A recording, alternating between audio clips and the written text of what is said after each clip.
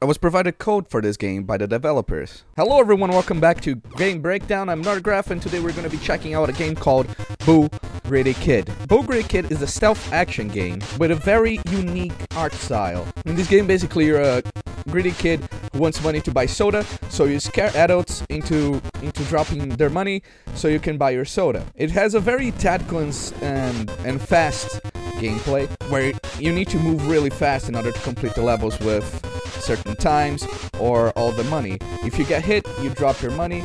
It's a very simple gameplay loop. There's not a lot of room for different mechanics.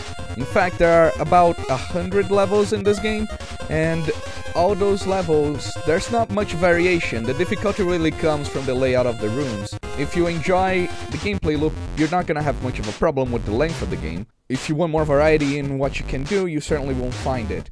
All you can do is really scream at the adults to scare them, show them your butt to enrage them, and maybe lead them to a door or something so you can scare them easier. You can also use voice activation to shout at people, although that can be a little finicky, and it might be a little too sensitive sometimes. And you might shout when you don't mean to, and since shouting makes you stand still, it can be a problem, but you can also turn that off and just use a button to shout. However, there are 100 levels, and with those 100 levels, they do get harder. Now, for what you're gonna encounter in the game, there are the adults. They're usually older people.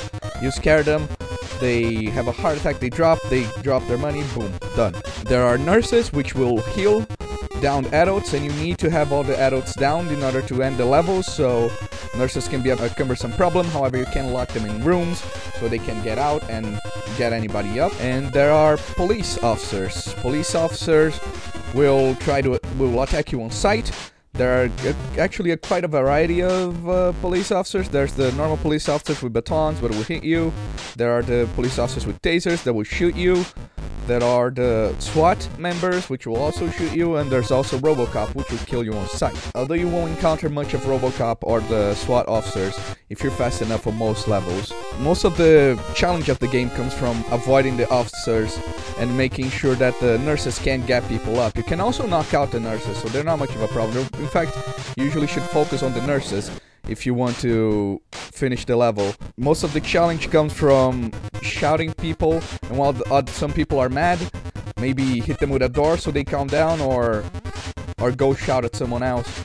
So whenever that person is done being mad, you can go shout the other person a second time. It has quite a bit of strategy to it. You wouldn't really expect. The big problem in this game, the only problem I had, was there's quite a bit of RNG. Sometimes enemies will go through doors, sometimes they won't. So you can never expect a level to go well. This is all fine, unless you're going for the time trial, which a lot of the times can get ruined right at the end on a level that's longer by an enemy just deciding randomly to stand at a door or just go through a door and see someone down in case it's a nurse, see someone down and then revive them while you're just about to hit the elevator, which happened to me a couple of times.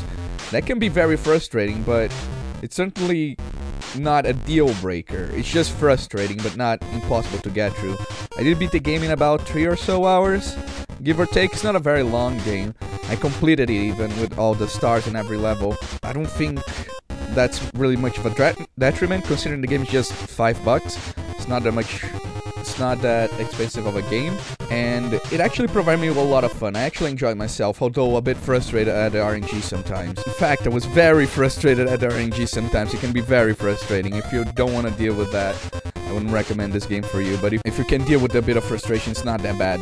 It's not that bad at all. There's also user-generated content. There's not much user-generated content. There is 100 extra levels from the devs. The user-generated content there are apparently harder, which I haven't tried myself. I would imagine there will be more user-generated content as more people get into the game. It's definitely something I would suggest keeping an eye out if you're on the fence about the game. If you don't think there's enough content there to please you, I would suggest maybe keep an eye out on the user-generated content for this game, as they add more and more. You can add full campaigns to the user-generated content even, so it's definitely something I suggest you keep in mind if you're on the fence about lack of content in the game. Again, 3 hours isn't that much for $5, I would say. I enjoyed myself personally. If you're okay with a bit of frustration in the game, definitely recommend the game. Mechanics are solid, although a bit frustrating at times, but it's definitely not a deal breaker. It was definitely not a deal breaker for me, so I imagine it's not going to be a deal breaker for a lot of people. I've been Nordegraf. I'll see you guys on the next time on the flip side. Bye-bye.